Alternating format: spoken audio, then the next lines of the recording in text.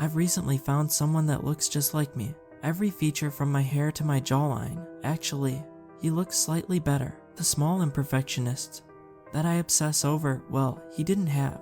When I first saw him, I was left utterly confounded. I have no twin that I know of, no long-lost siblings.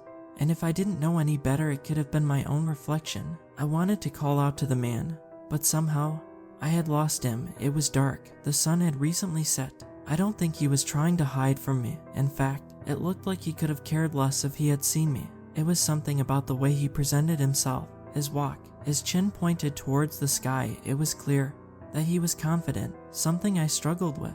The next day, I went back to the same place that I had first seen him. I must have waited for hours, but like the day prior, he soon showed himself. I once again contemplated the idea of calling out to him, but instead I chose to see where he would go, so I followed, trying my best not to be seen.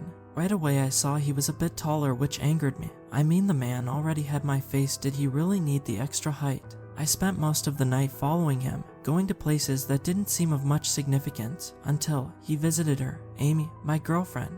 After that I must have followed him every night, and like clockwork he would always end up with her. I didn't know how it was possible, or he was, but I knew the answers had something to do with the Grand Central Zoo. It started off simple, a light-hearted question not meant to be taken serious. I asked my girlfriend of 2 years if she would ever cheat on me. Now I know people tend to ask their significant others this exact question, and most of the time the responses are quick, a straightforward "of course not." And that's exactly how she answered.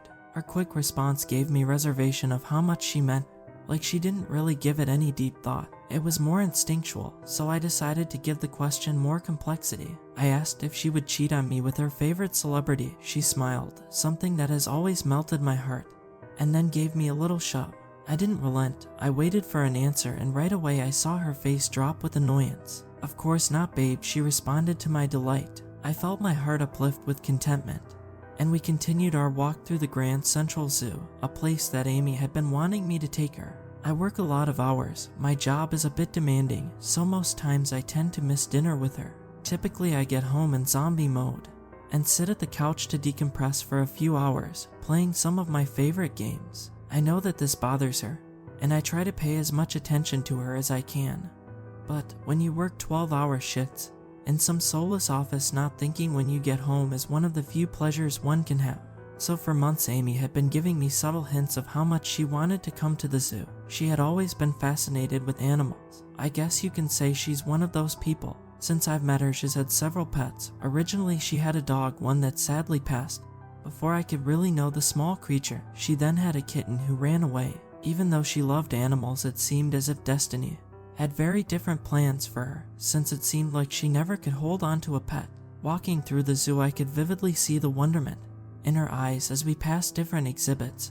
So far her favorite had been the birds, though my enchantment was not as cheerful as hers, since my mind kept lingering on that pestering question if she would ever cheat on me. As we arrived to the monkey display, I thought of another scenario, one that would need more reflection. Okay, how about if I cheated first? Would you then cheat on me? As you could guess, she didn't like this one. I could almost see the flames and rage in her eyes, but to my astonishment she still told me no. This finally left me satisfied, as the satiation that was plaguing mine felt indulged, and I grabbed her hand, interlocking our fingers, as a jovial spirit floated me through the rest of the park. This trip was going to be more special, one that we wouldn't forget. I caressed the side of my pocket, making sure the small ring box was still there. I was waiting for the perfect moment before I would pop the question, and as we strolled throughout the rest of the zoo, I knew I had to finally choose a spot. I stopped by a small tree. The softness of the clouds hovered above as the sun rained down its warm glow. I stared at how beautiful my soon-to-be wife really was. I adored every part of her, and I told myself that I would cut back on the hours to make more time for her. She saw me squirming as I mentally built up enough courage to get down on one knee, and that's when I saw the animal behind her. Apparently we had made it to the sheep exhibit. I saw 2 identical sheep that I presumed were twins. I don't know why, but seeing those 2 fluffy animals made me feel uneasy, a sensation I couldn't quite describe. The small pen where they were kept revealed there were more of them, all looking the same. I pointed towards the exhibit, telling my girlfriend to take a look. She followed my arm as her gaze directed towards what I was pointing at. She shrugged her shoulders unimpressed, looking back up at me with a smile. I think she had known what I was up to. Don't you think it's weird they all look the same? I asked her, still unclear of why I felt so perturbed. She turned back to look again, but this time stared a bit longer. I even saw her narrow her eyes, trying to observe as much as she could. I don't know. They're sheep. They all look the same, she told me, unmoved by any emotion. I've seen plenty of sheep before. I used to help at my grandfather's farm when I was a kid, and yeah, for the most part they do look alike, but this was very different. It was clear to me that the sheep were twins, or at the very least siblings. In fact, they were all similar. They were white with amber-colored eyes. They all had the same dark spot on the bridge of their nose, but more bewildering is they all shared the same deformed ear. There was a small piece of their ear missing, like a predator had got at it and tore a chunk off. This was not common, and I scratched my head trying to figure out how such an occurrence could be possible. I didn't have much time to dwell on it as a zookeeper came and ushered us away, closing the exhibit, which I found odd since it was the middle of the day. They were accompanied by men dressed in all black suits, all wearing sunglasses masking their faces to the public. I thought it was weird. They then proceeded to close the entire park, the men dressed in black escorting us, and others to the exit. The whole event left me feeling a bit empty, and I completely had forgotten the reason for bringing Amy here. By the time I had remembered, we were already exiting the park, leaving me feeling conquered that I didn't have the chance to do what I set out to do. So I swallowed my despondency and told myself I would find another opportunity to ask her for her hand. I wanted it to be perfect.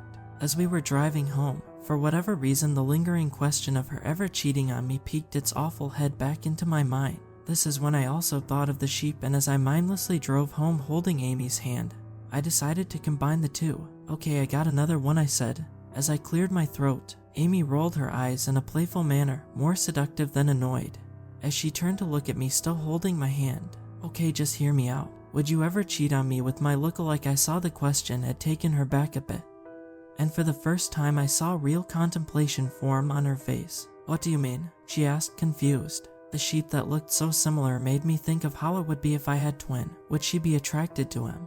Would we be the same in personality, to the point that she would have strong emotions for him? Okay, I paused, making sure to refine my words as clearly as I could. How about if I had a look-alike, someone that was practically me, but not me? We looked the same, but he was slightly more handsome, more intelligent, more charming. Would you then cheat on me with that version of me? I felt the words leaving my lips clash into a puddle of mush, jumbled to the point I knew she wouldn't understand. To my amazement, she consumed the question thoroughly as I saw her eyes flicker from side to side, making up her mind of how to answer. Her silence only unnerved me as I kept swiveling my gaze from the road and then back to her. Well, I asked, but this time a bit irritated.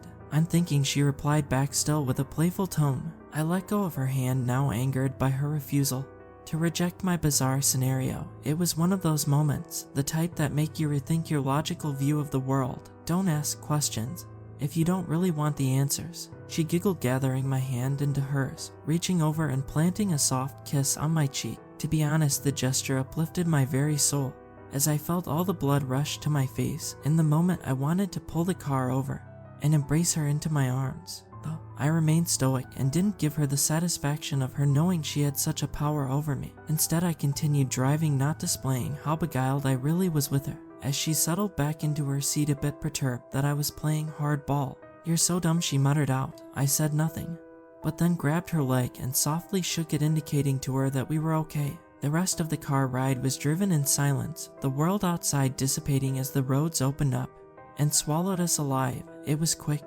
and before we knew it, we were home. As we walked into our house, I caught a glimpse of a white animal in the corner of my eye. My brain quickly jumped to the conclusion I think most would have. It was that same darn sheep that I had seen earlier. I thought it would be possible that it might have escaped, but followed us home. Now that would have been improbable. It was a good 5 miles away, and I walked around to the side of the house where my peripheral first caught it.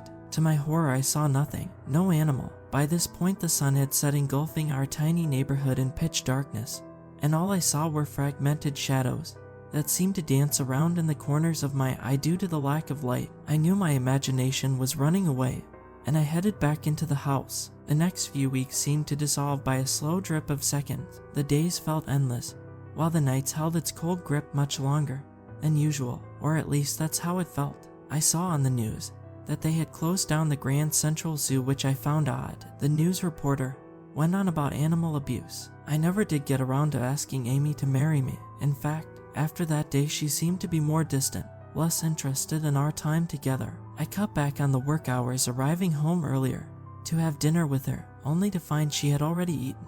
She no longer seemed affectionate, more bothered whenever I kissed her forehead. It was obvious. All the signs were there. She hid her phone whenever I would walk by, laugh while staring at the phone screen, only to frown when she realized I was staring. I knew it was over. She had found someone else, something that I had always feared. My initial reaction was to confront her, or worse, confront him. After all, he was the main reason for my heartache. But instead I fell into a bit of depression, something Amy could have cared less about. Each day I would go for walks trying to clear my mind, hoping if I just prayed hard enough things would go back to normal. I even thought about leaving the engagement ring I had bought for her out on the nightstand. Perhaps it would make her think deeper about our relationship. I knew it was a pathetic attempt for attention. I never did. I just continued drifting into oblivion each night as the sun would set and rise. One night I must have been more lost in my mind than usual. While I was out for one of my walks, I found myself back at the Grand Central Zoo.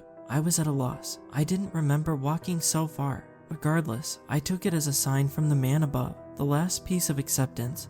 When it came to her, after all, the zoo was the last memory I had of us being happy. I walked towards the entrance. The oversized iron gate that guarded the once vibrant world stood firm, as heavy chains kept its doors tightly shut. I grabbed onto the rails and poked my head inside. An empty void of darkness stared back. The park was a shell of itself. I felt tears slip down my cheeks as I choked on memories of Amy's smile. And that's when I saw a bit of light in the distance, a bright one. It was coming from within the middle of the park. I tried narrowing my eyes, slithering my sight between the shroud of dark as I realized I could see some faint movement. Someone was walking through the park. My first thought was of teens breaking in, urban exploring, as they call it. But after a few seconds of my eyes adjusting, I realized it was the same men dressed in black suits, the ones that escorted us out of the park that final day. I couldn't explain it, but I felt very uneasy, like I was witnessing something I shouldn't be. I stepped back quietly, not wanting to be seen. I turned to walk away, but then saw someone exiting the park. The gate swung open with a heavy creak, and I swiftly ducked behind several bushes. I stared on with horror as my heart sank into my stomach. I feared it would be one of them, those men dressed in black. Luckily it wasn't, but my relief was soon washed away when I saw who it was. It was him, the man who wore my face. When I first realized that he was coming to my house and visiting Amy, I was left heartbroken. I didn't know what to think. She was cheating on me with someone that looked like me, but better. I stared through the window whenever they were together, watching him embrace her only for her to return the affection. This had to be a nightmare, some vivid reality that wasn't real. I usually would go inside my home once he would leave. She wouldn't even acknowledge me. I felt disgusted. She was alien to me, but I still desired her love. This went on for weeks, and I would follow the strange man to other places. He started going to my job. No one seemed to notice the difference. My coworkers oblivious to the ruse that was unfolding before them. The maniac even had dinner with my parents. Their jovial laughters flung daggers into my heart as I stared in through the window. It was quite evident they enjoyed his company more than mine. This devil was stealing my world, consuming every parcel of my existence, fading me out into desolation. I didn't even bother in going home. I slept outside, wherever I could find a spot. I just wanted to hide from the world. I found it easier sleeping outside of the zoo. It was abandoned after all. Well, other than the men dressed in black. Whatever they would do in the midnight hours was loud enough to keep me awake. I would hear all sorts of dire screams coming from the illuminated space that was located in the middle of the park.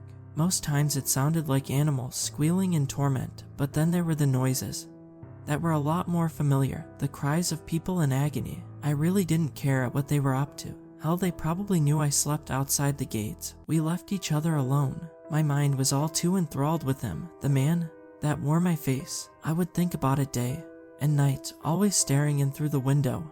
Whenever he would ever, my Amy, my hatred boiled to a level I didn't know existed, and I thought of ways on how to rid this monster from my life. I needed him to come to the park, isolate him away from the ones I loved. Perhaps he was dangerous, and it was only be a matter of time before he did something sinister to them. I left a note on the porch, one I knew he would read before leaving to my job. I observed from a distance, crouched behind a tree, as the devil looked puzzled, bewildered that I would have the gall to challenge his existence perhaps. He bent over and picked up the small piece of paper, reading it with such intent. I could see a shattered expression of fear smear itself across his face, my face. He looked around disturbed. Somehow I think he knew I was watching. He cowered back into the house, calling out Amy's name. In the note I told him to meet me at the zoo, that I knew who he really was, that he was an imposter, one designed by those men dressed in all black. I could feel my being uplifted with hope, knowing it was only a matter of time before I had her back in my life.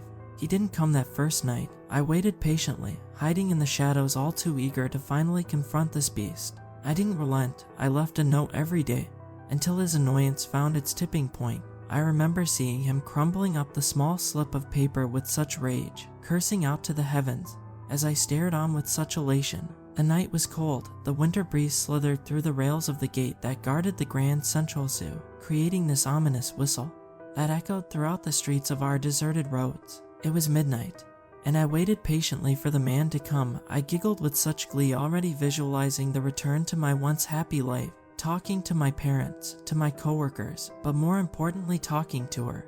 I didn't notice the faint steps at first. The sound was drowned out by my own heartbeat as it pumped with such aggression. It wasn't until I heard him call out to the zoo did it spring my attention to life, and I turned to see where he was. He stood in front of the chain gates, peering into the darkness, my hands shaking with a heavy yearning.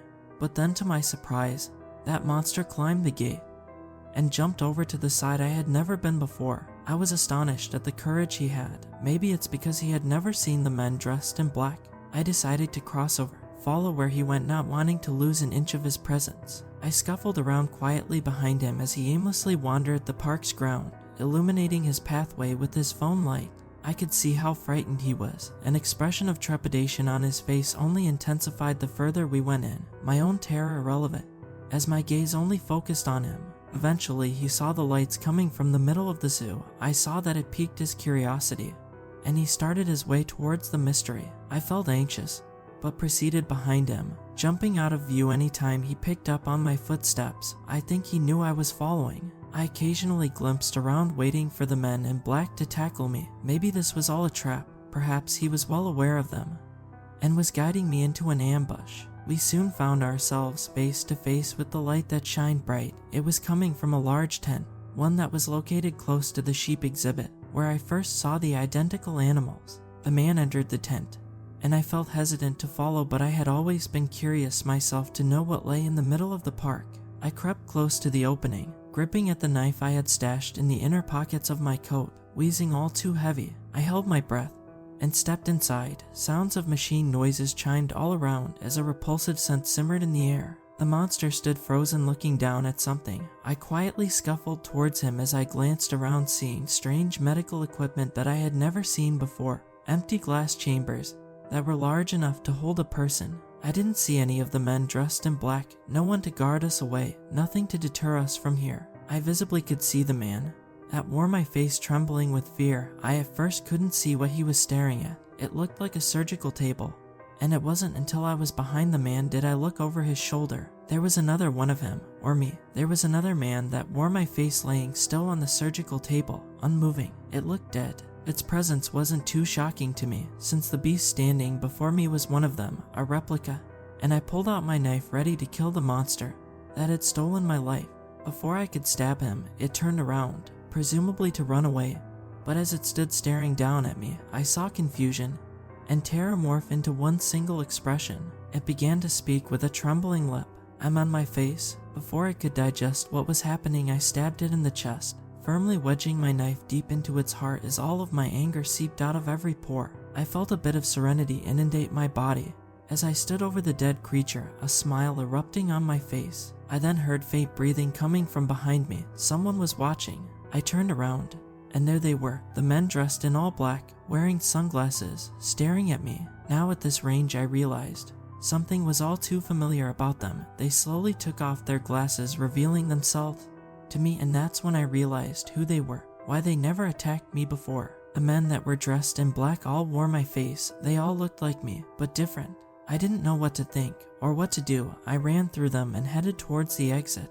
I don't know why they didn't pursue me, maybe because I'm the real me, the source to all of their existence. I never returned home. I'm pretty sure another one that wore my face took over. I only hope Amy is happy. Her smile still haunts my dreams, but I'm too much of a coward to go back. I don't know what they would do to me, so I beaver away in solitude, away from any major cities, hoping to live out the rest of my days in peace. Though several thoughts keep me up late at night as I stare out my tent gazing at the stars, questions that perhaps should never be answered. Did she know it wasn't me? Did she purposely cheat on me with my lookalike? Even more dire, one that really pricks at my soul, the look it had when first seeing me. I question if I'm the original or maybe it was him.